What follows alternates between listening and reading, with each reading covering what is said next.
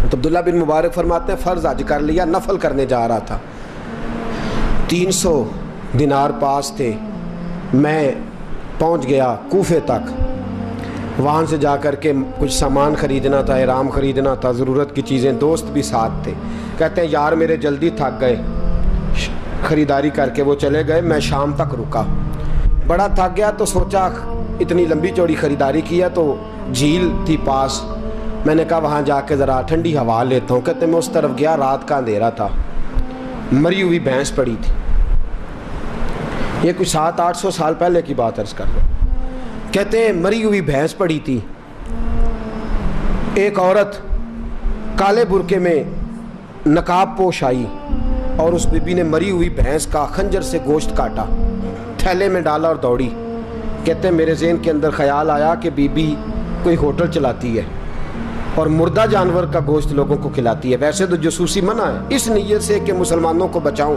اس کے پیچھے ہو لیا۔ کہتے ہیں وہ گلیاں گزرتی گزرتی کوفے کی تنگ گلی میں گئی، ایک بڑا سا دروازہ لکڑی کا، بڑا پھاٹک جو پرانے شہروں میں ہوتے ہیں، کہتے ہیں اس بڑے پھاٹک پر اس نے زور زور سے دستک دی، دونوں ہاتھوں سے دروازہ کھلا، وہ عورت اندر داخل ہوئی تو 3-4 بچیاں جھٹ سے اس کے گرد کٹھی ہو گئیں، اماں کچھ لائی ہو؟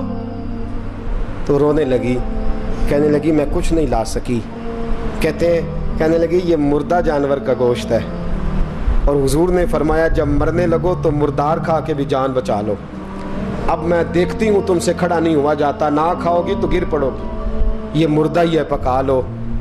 کہتے ہیں اگلے لفظ اس عورت نے کہے تو میں باہر کھڑا چیخنے لگا، وہ کہنے لگی ہم سید زادیاں ہیں، صدقہ زکوٰۃ کھا نہیں سکتی، اور سب روگاں دا روگ محمد، جس دا نام غریبی، کنڈ ولا کے لنگ جاندے، سب دوست یار قریبی سید ہیں، صدقہ زکوٰۃ یہ مردار کھا کے گزارا کرو۔ کہتے ہیں پھر اس عورت نے 4 بیٹیوں کو سینے سے لگایا، کہنے لگی تمہارا باپ زندہ ہوتا تو یہ دن نہ، سید بھی اور یتیم بھی اور مسکین بھی۔ پھر وہ روئیں، حضرت عبداللہ بن مبارک کہتے ہیں زور زور سے دروازے پہ دستک دی، بی بی باہر آئی، کون ہے؟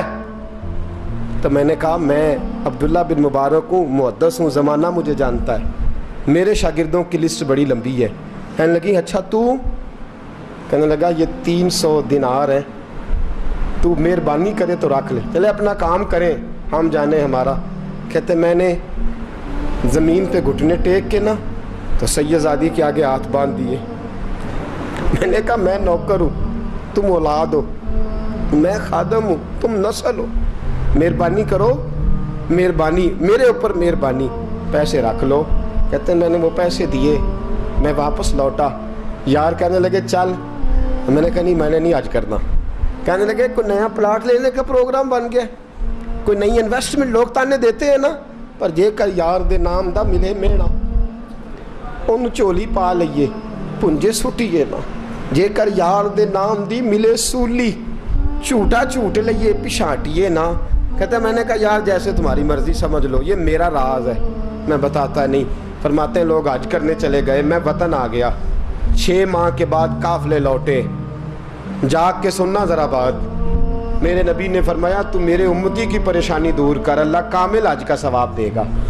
فرمایا میرے حبیب علیہ السلام کی امتی حضرت عبداللہ بن مبارک فرماتے میں آیا حج کر کے، حاجی آئے تو میں بڑی حسرت کے ساتھ، میں گھر میں روتا تھا، سوچتا تھا آج وہ مینا میں ہوں گے، آج وہ مزدلفہ عرفات میں ہوں گے، آج وہ لوگ جمرات کی رمی کر رہے ہوں گے، میں تڑپ کے سوچتا تھا آج در رسول کی حاضری دے رہے ہوں گے۔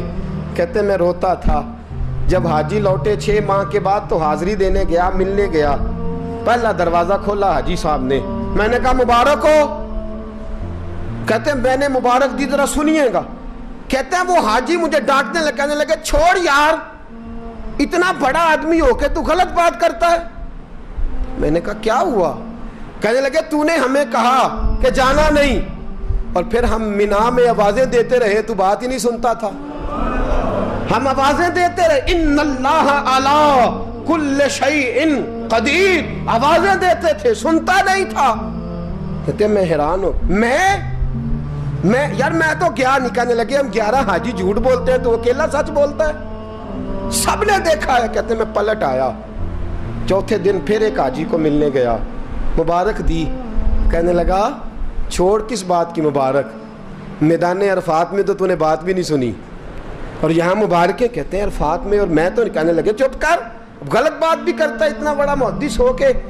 کہتے ہیں جب آخری قافلے آئے, آخری دن تو 8-10 قافلے کٹھے آئے, شام تک 7 قافلوں سے ملا. ہر ایک مجھے کہنے لگا بندے کے پاس گھوڑا نیا آ جائے, سواری بڑی آ جائے تو یاروں سے تو ملنا چاہیے نا, تو آواز ہی نہیں سنتا تھا. فرماتے ہیں میں تھک گیا کہ الہی ماجرا کیا ہے, میں تو یہاں اس شہر کی گلیوں میں پھرتا رہا اور یہ سارے حاجی کیا رہے ہیں. فرماتے ہیں رات کو حضرت ربیع بن اسلم, وہ بہت بڑے بزرگ محدث تھے, وہ بھی حج کرنے گئے, دروازے پہ دستک دی, باہر آئے تو جھگڑنے لگے. کہنے لگے تو نے مجھے کس مشکل میں ڈال دیا ہے. میں نے کہا حضور کیا ہوا, کس مشکل میں. میں تو کہنے لگے چھوڑ یار, عالم تھا تو میں تیری عزت کرتا تھا, تو نے یہ کیا کیا. میں نے کہا کیا ہوا. کہنے لگے یاد نہیں جب تو روضہ رسول کے سامنے ملا تھا, جب نبی پاک کے مواجہ کے سامنے تو پیسوں والی تھیلی مجھے پکڑا گیا, پکڑ اپنے پیسے. میں تو سنبھالتے سنبھالتے تھک گیا ہوں. کہتے ہیں یوں سینے سے پیسے لگائے, گھر آیا, عشاء پڑی تو سو گیا. میں نے کہا یا اللہ عقدہ کھول دے. رات گہری ہوئی, میرے گھر کی دیواریں چمکنے لگیں, نور پھیلنے لگا, خوشبو ہی خوشبو پورے شہر کو معطر کرنے لگی. کہتے ہیں میں نے آنکھ جھپکی تو سامنے اللہ کے رسول تشریف فرما, سامنے محبوب تشریف فرما ہے. خواب میری وچ آیا ماہی, میں اودے گل وچ پا لئیاں باواں, تے ڈر دی ماری اکھ بھی نہ کھولاں, کتے پھر وچھڑ نہ جاواں.